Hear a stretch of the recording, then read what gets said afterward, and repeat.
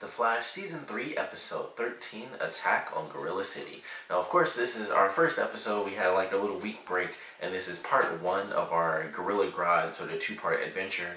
And this was a pretty cool episode. I'm actually very excited for the next episode, especially with the way they ended this, because they had the kind of recap in the beginning, and I was like, I wonder why they showed Gypsy. Like, how is she going to play into all of this? And then she's the reason that Gorilla Grodd and the other gorillas actually make it to Earth 1. So I'm actually curious how they're going to utilize her character in this next episode. But I think they did a great job with this one. We got to, of course, we see Wells come back, Earth 2 Wells, so that was definitely cool. He wasn't in it as much as I had hoped, as like himself. Most of the time he was there, Tom Cavanaugh had to play him as Wells from Earth 2 being, used by Gorilla Grodd, so everything he said was like, he was using like a super deep, voice and stuff, and I was like, oh, that kind of sucks. I was hoping we get to kind of hear him speak, because I like that character. He's, it's just a totally different person. It literally is. So it was cool that he was in it, and I'm assuming, considering the whole, it's a bunch of freaking gorillas attacking the city, everyone's probably going to stay on Earth 1 for this next episode, so we'll probably get to see him, Tom Cavanaugh, actually play Earth 2 Wells quite a bit in this next episode, but it was still really good. We got to see them on Earth 2. Always cool to have them on Earth 2 in general. That's really fun. So we get to see them go there. Of course, they end up getting trapped first off. It's like everybody gets captured, so we have Cisco, Barry, Caitlin, and Julian. All 4 of them end up getting captured. They wake up.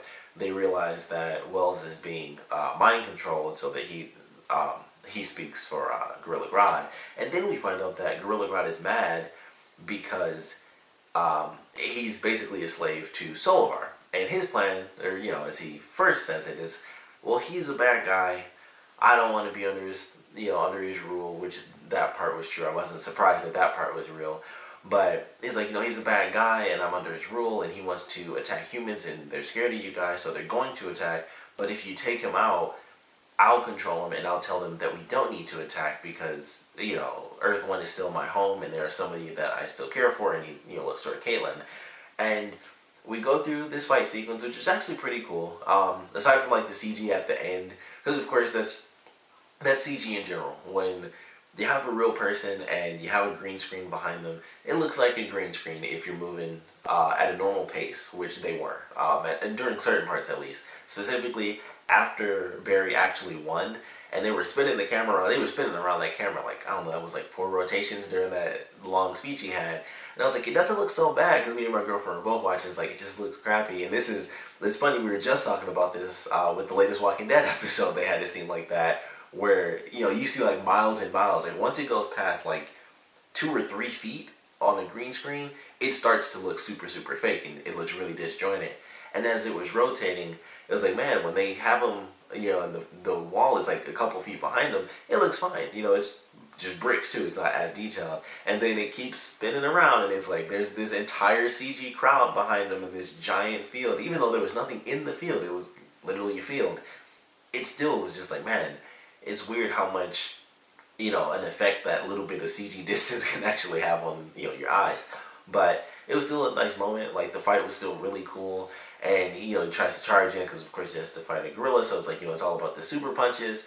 And then it's like, all right, well, it's all about the running away now because they didn't know what to do. And Caitlin says, well, what if he throws lightning? And for whatever reason, he was like, it was visually it looked cool, but logically it was kind of stupid. But for whatever reason, to build up the lightning, he was running like all the way around the track. And I was like, that makes no sense. But he's doing that, and he was doing it for quite a while. I would have thought, I don't know if he has to be in a short distance to grab the lightning, literally himself. But he had run around like quite a few times, like even though it was a very long distance. I still thought that would have been enough for him, to be able to like grab the lightning and actually toss it. I was like, that's weird that it would, even though it was a much longer distance, considering how much time Solivar waited to do like the giant jump attack. Excuse me. I still thought he had enough time to like collect the lightning and throw it at him. So sadly, we didn't get to see him throw the lightning, because I was really looking forward to that. As soon as they started, I was like, all he has to do is throw lightning and electrocute the thing. But sadly, we didn't get to see that happen. We just saw Barry. He got like hit super hard in the beginning with the shield, which honestly, I thought he would phase through it. I was like, that would have been really smart if he's getting charged and he's about to get hit by this ginormous shield, by this ginormous creature, and he just phases straight through it. that would have been cool. But he got knocked out, or at least knocked back really, really hard. And then as he's running around, Solivar does like the giant stomp attack pretty much and makes like a big dust cloud. And Barry can't see for a second and he trips up and he's just falling sideways and then he falls on the ground. And I'm like, wow, he's just really doing bad this whole match. And fortunately, I think it was Caitlyn. It was either Caitlyn or Julian, but some of them, or it was Julian. He was like, "This is a reversal of our fortune," and that allowed Cisco to be like, "Hey, you have to pull a reverse flash." So, and I thought it was really cool. But Barry vibrates his hand to be really fast on its own, and then he hits him. And I don't remember that being a move, but it looked really cool. I thought he just meant like kill him, like just phase through him, but he basically stopped it right at the point of impact, and it was just like a really powerful punch. And that looked really cool. I was like, that was pretty awesome. I don't remember that, but that was also season 1, and I can barely remember what happened a few episodes back, so easily seen that happen, and I just don't remember. But I thought it looked really cool. I was like, that was actually kind of awesome. Really, it was the one punch he did. That was all he had. Other than that, Barry was the one getting beat up, but that one punch took Solivar out, so that was pretty cool. And naturally, he decides not to kill Solivar, and Gorilla Grodd reveals his true plans. He has him locked up again, and he's like, yeah, everything I said was pretty much a lie. I played you guys. Solivar's words don't really mean anything now, because I'm assuming he's dead. Like, they didn't actually just flat out ask him, but I'm like, he keeps saying, like, his words don't mean anything anymore. I'm like, that typically means you killed somebody, so I'm assuming Solivar is gone.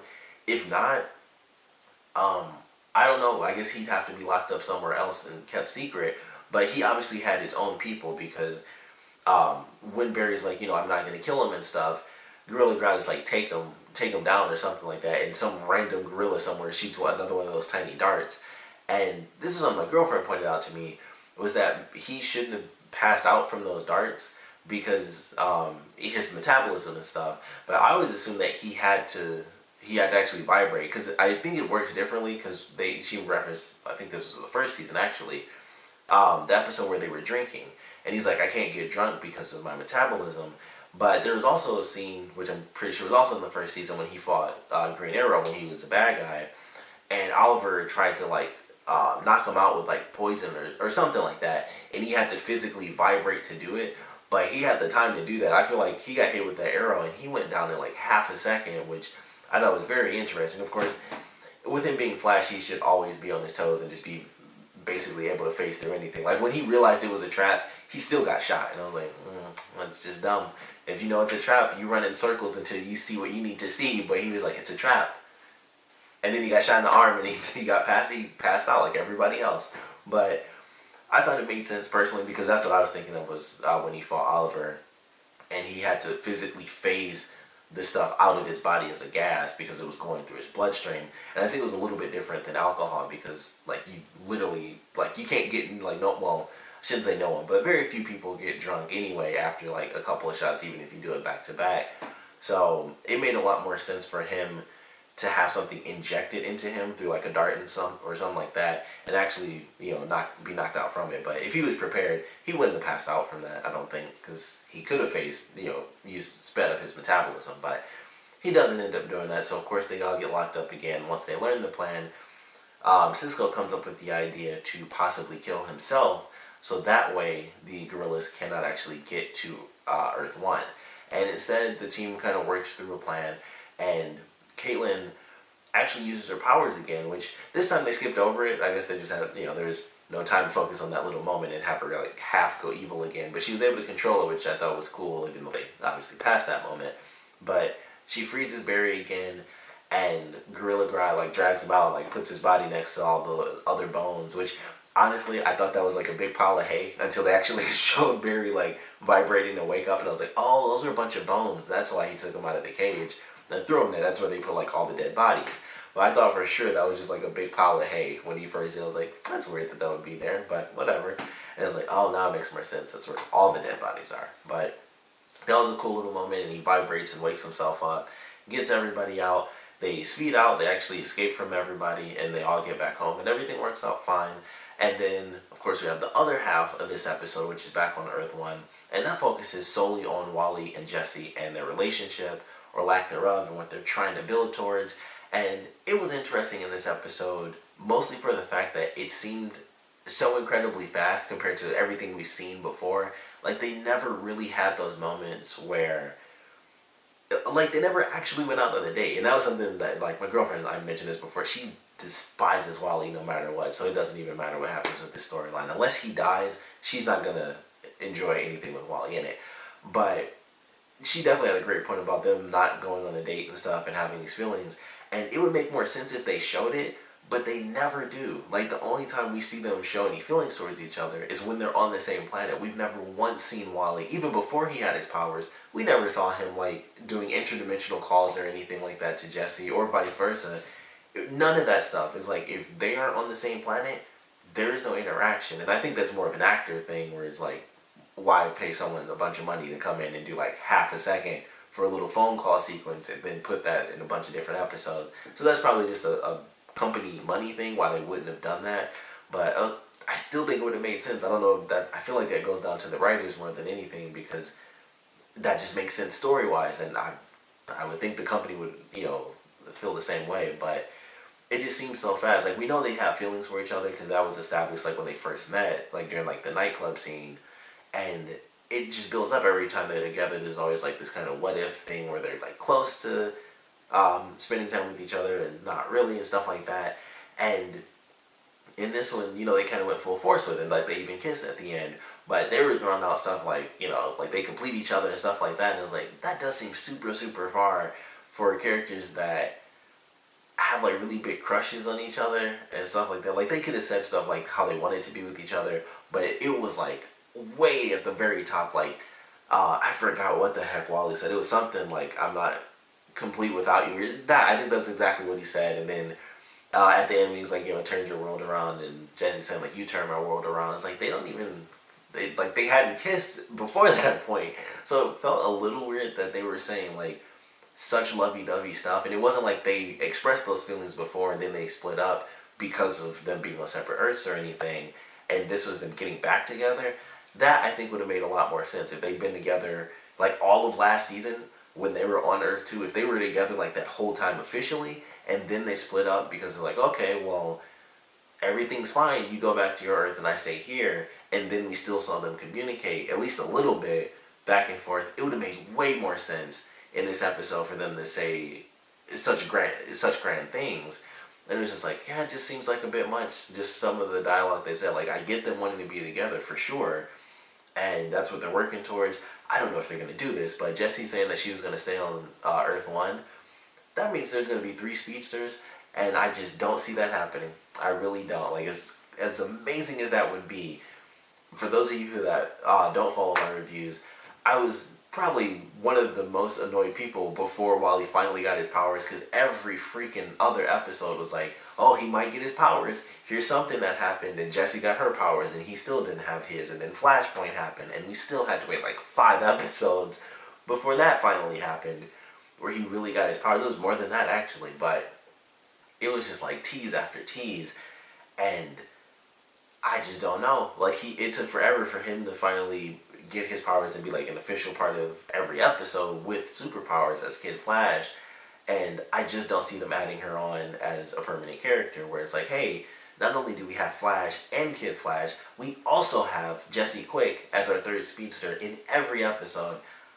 As amazing as that would be, I just don't see it happening. I highly doubt it, but I don't think they should like die in the next episode or anything, but there's going to be some reason why it won't happen. Like, it's too perfect for them to have 3 speedsters. That would just be too good, and it just wouldn't work. I just don't believe it. I would love to see that happen, but I highly, highly doubt that they would actually do that and just have 3 speedsters in the show. And even for a full season, or even for the rest of this season, I don't think they'd do that, because that would be so cool. But who knows? I mean, maybe that could be a part of it. They could at least talk about that as far as the future stuff, because there's still a million ideas there. It's like, all right, well, if we ask Jesse Quick to stay here, she comes over and helps them out. They do have 3 speedsters, and there's a lot of elements to that. But I don't know. I just don't see it happening, because that's too good to be true. It's like, all right, not only do we have 2 speedsters, but now we get 3 speedsters in every episode. And I would love that to happen, but I legitimately just don't think it will. I would love to know if you guys think that'll actually happen. But it's like, if she was just a normal person, like if Wells I mean, obviously if they didn't have the other wells, but if there was just a random human character who was like, yeah, I'll stay here, I'd be like, yeah, I can believe that. Because they'll just join the team and stay in Star Labs all the time, not go out in the field as another superhero running around with super speed. That would be too cool.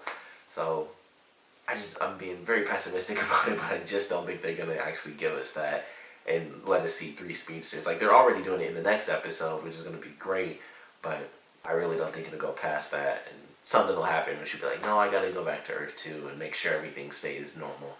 But I still enjoyed this episode. I'm really looking forward to this next one.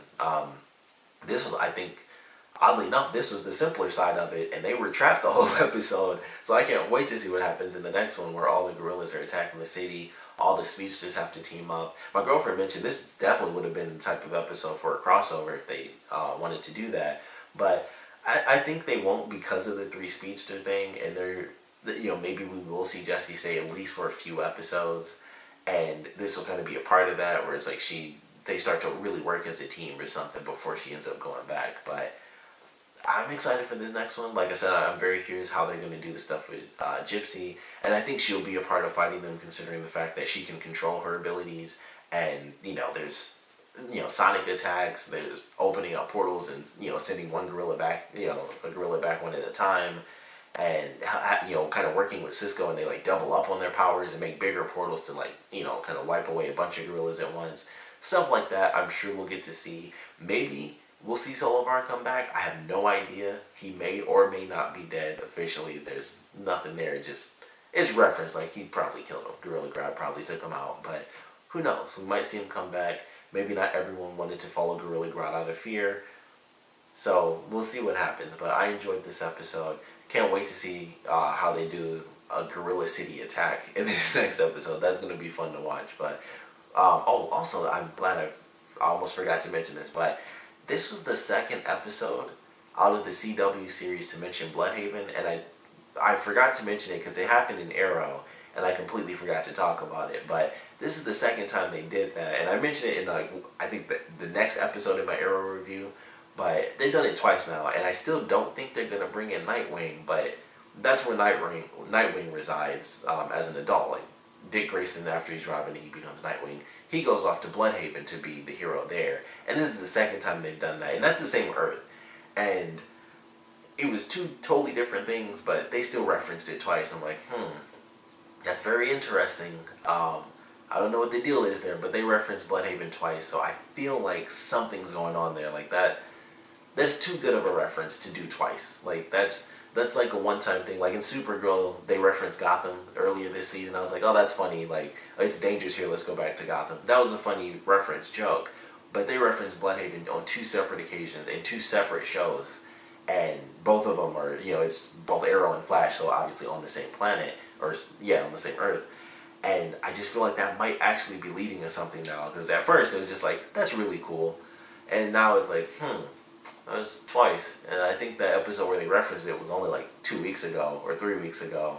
It was like, that's interesting that they would reference Bloodhaven like that so close together. So I don't know if it does mean anything. I might be looking way too into some nerdy references, but they mentioned Bloodhaven twice, and I was just like, that's too good to be true. Too good to be true. So maybe something sweet will come of that. Excuse me, maybe it's just they reference Bloodhaven because it's there and it's popular and somewhat lesser known. I'd say it's definitely lesser known. I don't think anyone who's not really into like the Batman mythos knows the significance of Bloodhaven, but I do, so that's why I'm looking into it, and they've done it twice in a very short span of time, so I don't know. Probably means nothing. I would love for it to actually mean something though, because I love Nightwing, one of my favorite costumes, and I like Dick Grayson as Nightwing. He's really cool. But really enjoyed this episode. Sorry I went on that little mini rant, but like I have my own little conspiracy theories going on now because they referenced it twice. But hopefully you guys enjoyed this episode. But either way, I want to know what you thought about it, so please comment below. Let me know your favorite parts, your least favorite parts, and I definitely want to know what you guys expect to see from this second half of the whole Gorilla Grodd story arc, because there's a lot to it. Of course, we have 2 characters coming back from Earth 2. We have Gypsy coming back from whatever Earth HR is from. I think it's like Earth 317 or something like that. So there's a lot to this. And of course we have Gorilla Grodd coming back. Are they going to send him back to Earth 2? Are they going to kill him off? Because now they've gotten to the point where basically his whole plan was to have all the gorillas fear humans, and he did that by having Barry defeat Solivar. So, are they going to have to kill the gorillas? How is all this stuff going to play out? They're obviously hyper intelligent gorillas, so if they send them back to Earth 2, are they just going to do the same thing there? There's just so many elements to it, so I'm curious how this will play out. But like I said, would love to know your theories on how you think this second half is going to end. And of course, I want to know what you guys thought about this first part, so please comment below, let me know, and thanks for watching.